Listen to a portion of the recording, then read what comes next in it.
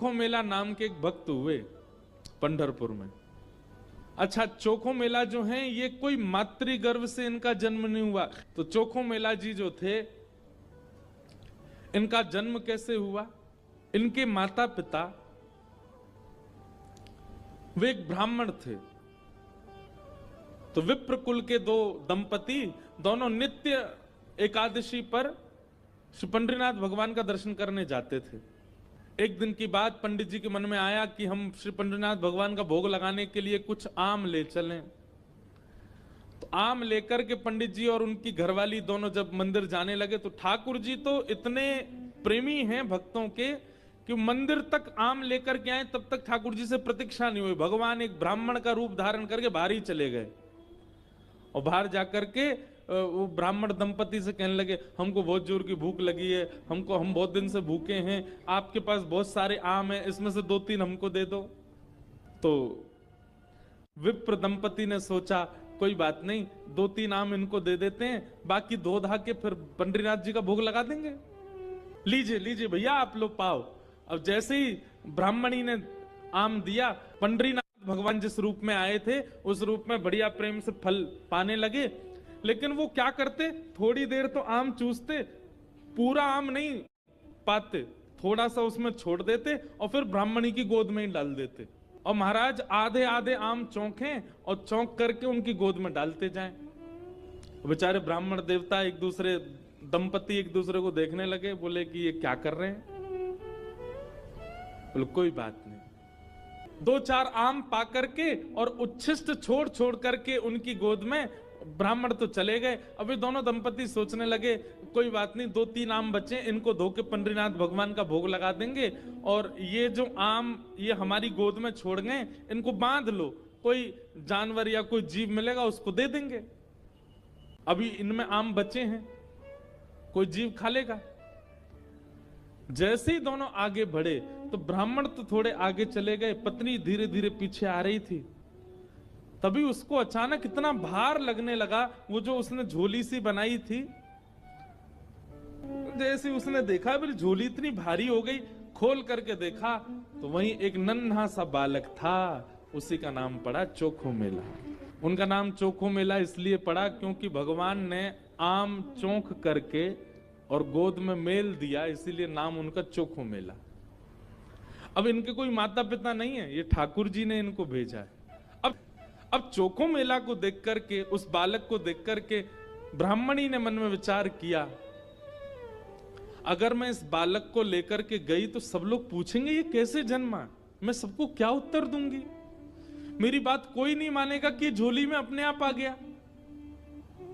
और इस भय से कि संसार के लोग क्या कहेंगे, उन्होंने उस बालक को एक सुरक्षित सा वृक्ष था उसके नीचे छोड़ दिया, उसको स्वीकार नहीं किया। तभी कुछ चर्मकार वहां से निकल रहे थे, उनमें से एक की दृष्टि पड़ी और उस रोते हुए बालक को देख करके उन्होंने उसको स्वीकार किया और भगवत प्रसाद मान करके एक चर्मकार परिवार ने चोखो मेला जी का पालन पोषण किया। धीरे धीरे वो बड़े हुए। अब क्योंकि उनके माता पिता चर्मकार परिवार के हैं, इसलिए कई जगह उनको मंदिर में जाने से रोक दिया जाता। पर ठाकुर जी तो किसी की जात पात नहीं देखते ना, ठाकुर जी तो सबसे प्रेम करते हैं। चोखो मेला जी अपने पिता के साथ में खेती बाड़ी करते थे। एक दिन खेती करते करते उनके मन में आया, इतने सुंदर सुंदर फल, इतने सुंदर सुंदर सब्जियां हुई हैं, मैं क्यों ना इन फलों को पंडरीनाथ भगवान का भोग लगाने ले जाऊं। तो उन्होंने क्या किया, एक केले के वृक्ष से खूब सारे केले ले लिए और एक झोला में बांध करके चल दिए। पंढरपुर से 12 किलोमीटर दूर उनका गांव था। जैसे ही पहुंचे पंढरपुर, इतने आनंद में भर गए कि उन्होंने विचार ही नहीं किया। बहुत लोगों ने रोकने का प्रयास किया कि इनको मंदिर में ना घुसने दिया जाए, ये अधिकारी नहीं है, लेकिन वो तो इतने भाव में आ गए कि वो घुसते ही चले गए। और जैसे भीतर पहुंचे महाराज, लोगों ने घेर करके चोखो मेला जी को पीट दिया, बहुत मारा, उनके वस्त्र फाड़ दिए, सिर में चोट लगी, हाथ में चोट लगी, पैरों में चोट लगी, सब जगह इतना जख्म दे दिया चोखो मेला जी रोते रोते वापस आ गए। पंडरीनाथ भगवान को भोग नहीं लगा पाए। शाम का समय चोखो मेला जी अपने सब घावों को, जहां जहां से रक्त निकल रहा था, साफ कर रहे थे और गुस्सा कर रहे थे। बोले अब नहीं आऊंगा आपके पास। बैठ गए हो, ईंट के ऊपर खड़े हो गए हो, इतने सारे अपने आगे जो है धर्म शास्त्र के मर्मज्ञ लगा दिए हैं, वे सब जात पात देख करके दर्शन कराते हैं। खड़े रहो, बने रहो महाराज अपने रूप में, हम तो नहीं आएंगे आपका। अरे कुछ करने थोड़ी आया था, कुछ मांगने थोड़ी आया था, अपने खेत के बढ़िया फल लेकर के आपका भोग लगाने आया था। इतने में ही श्याम सुंदर पीतांबरी पहने चलते हुए चोखो मेला के पास प्रत्यक्ष प्रकट होके आ गए और चोखो मेला के पास आकर के गले में गलवैयां डाल करके बैठ गए। ए चोखा, नाम ही भगवान उसको चोखा बोलते। ए चोखा, तू इतना उदास क्यों हो रहा है? बोले उदास? इतना पिटवाया हमको, हाथ पांव सब तोड़ ताड़ दिए हमारे, और अब मेरे घर आ गए हो, मेरे गले में गलवैयां डाल करके बैठे हो। ये सब लीला क्यों करते हो आप? वहां क्यों नहीं रोका आपने सब पुजारियों को, पंडाओं को, ये सब ब्राह्मणों को? ठाकुर जी बोले देख चोखा, वे सब मुझे पूजते तो हैं, मेरी सेवा तो करते हैं, पर मुझको पाषाण मानते हैं, मुझको मूर्ति ही मानते हैं। और जो मुझे पाषाण मानता है ना, उनके लिए मैं पाषाण ही रहता हूं। उनके लिए ना मैं बोलता हूं, ना मैं हंसता हूं, मैं बस एक टक खड़ा रहता हूं, ना मैं खाता हूं, ना मैं पीता, कुछ नहीं। तू तो मुझे पाषाण नहीं मानता ना, तू तो मुझे साक्षात ठाकुर जी मानता है। इसीलिए तो अपने अपने अपने बगीचे के फल लेकर के मेरे पास आया। वहां बहुसंख्यक पाषाण मानने वाले लोग हैं, इसलिए मैं उनके सामने बोला नहीं। एकांत में जब तू आ गया तो मैं तेरे पास आ गया। चल चोखा, अब तू मुझे अपने आंगन के फल खिला दे। अपने हाथों से सुंदर छिलका उतार उतार करके श्री पंडरीनाथ भगवान को अपने हाथ से खिला रहा है चोखो मेला। भगवान ने 2-3 केला पाए और 2-3 केला पाने के बाद में भगवान बोले, ए चोखा सुन, अब मत खिला, अब बाकी के जितने बच्चे हैं ये सब मेरी पीतांबरी में बांध दे। चोखा बोला, वहां जाकर के पाओगे, सारे मेरे सामने ही पा लीजिए ना, आप बांध करके क्यों ले जा रहे हो, यहीं प्रेम से पालो। पंडरीनाथ भगवान बोले, अरे मैंने अपना तो पा लिया, ये बाकी के तो मैं पंढरपुर में रुक्मणी जी बैठी हैं, वो भी भूखी हैं, उनके लिए ले जा रहा हूं, उनको जाके मैं पवा दूंगा। आज चोखा, तेरे ऊपर इतना प्रहार किया ना सबने, तेरे ऊपर इतना अत्याचार किया सबने, इसलिए मैंने और रुक्मणी जी ने आज भोजन ही नहीं किया, हम दोनों भूखे हैं। अब मैंने तो पा लिया, अभी रुक्मणी जी के लिए ले जाऊंगा। भगवान अपनी पीतांबरी में केले बांध करके पंढरपुर आ गए और पंढरपुर में आकर के रुक्मणी जी को पवाया।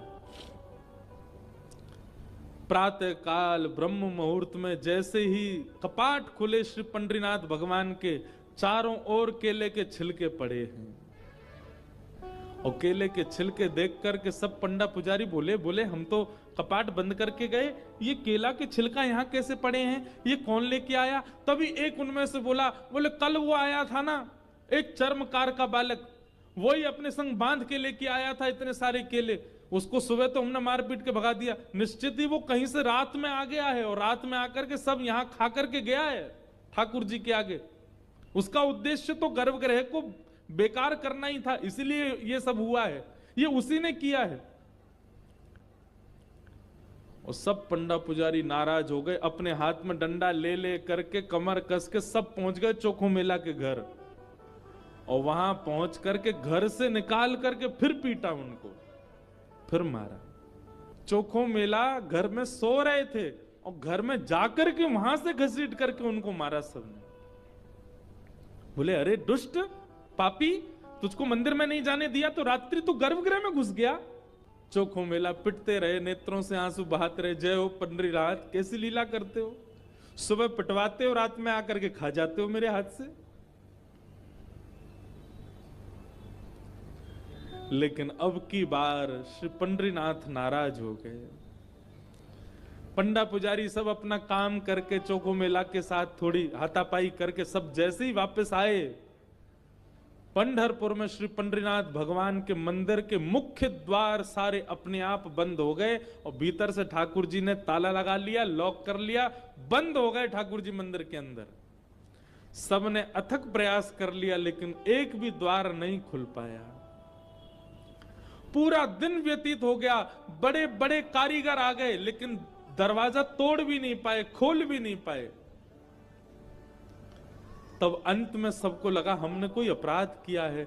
चारों ओर पंडा पुजारी और बड़े बड़े वेदज्ञ, बड़े बड़े मनीषी सब बैठ गए, हाथ जोड़ करके पंढरीनाथ भगवान की स्तुति गाने लगे। बोले नाथ हमसे कोई अपराध हुआ तो आप हमें बताएं, दंड दे दें, लेकिन इस प्रकार नाराज होकर मत बैठो। तभी मंदिर के भीतर से भगवान ने रुग्ण स्वर में, रोते हुए स्वर में भगवान की आवाज आई। बोले अरे तुम बनते हो बहुत बड़े विद्वान, बहुत बड़े मनीषी, बहुत बड़े ज्ञानी, बहुत बड़े जात पात के नियोजन करता, मेरे भक्त का अपमान करते हो, मेरे भक्त को मारते हो, मेरे भक्त के साथ दुराचार करते हो, नहीं देना मुझे किसी को दर्शन। और अब जब तक पृथ्वी है तब तक यह मंदिर बंद ही रहेगा, मैं भीतर ही रहूंगा। जो मेरे परम वैष्णव भक्त होंगे उनके लिए द्वार खुलेंगे, वो अंदर आएंगे, बाकी सब बाहर खड़े रहो। वैष्णवों ने प्रणाम करके कहा नाथ ऐसे नाराज मत होइए, आप बताइए हमसे क्या अपराध हो गया है, उसका प्रायश्चित कैसे होगा, कृपा करके बताओ। भगवान बोले मेरे चोखो मेला को जिस प्रकार तुम लोगों ने सबने जुट बना करके जाकर के उसको मारा है, अब तुम सभी वेदज्ञ, तुम सभी ब्राह्मण, तुम सभी श्रेष्ठ जन पालकी सजा के लेके जाओ और चोखो मेला को बिठा करके नाचते गाते उत्सव जैसे एक मेरी पालकी सवारी निकालते हो, ऐसे चोखो मेला की सवारी पूरे नगर में घुमाते हुए मेरे सामने लेकर के आओ, तब मेरे द्वार खुलेंगे, तब मैं तुमको क्षमा करूंगा, नहीं तो नहीं करूंगा। भगवान की आज्ञा मान करके गए और चोखो मेला जी को जाके प्रणाम किया। एक दिव्य सिंहासन से युक्त पालकी में चोखो मेला जी को विराजमान करके नाचते गाते हुए, आनंद करते हुए, उत्सव जैसे ठाकुर जी का उत्सव मनता उससे भी अधिक उत्सव मनाते हुए चोखो मेला को लेकर के आए।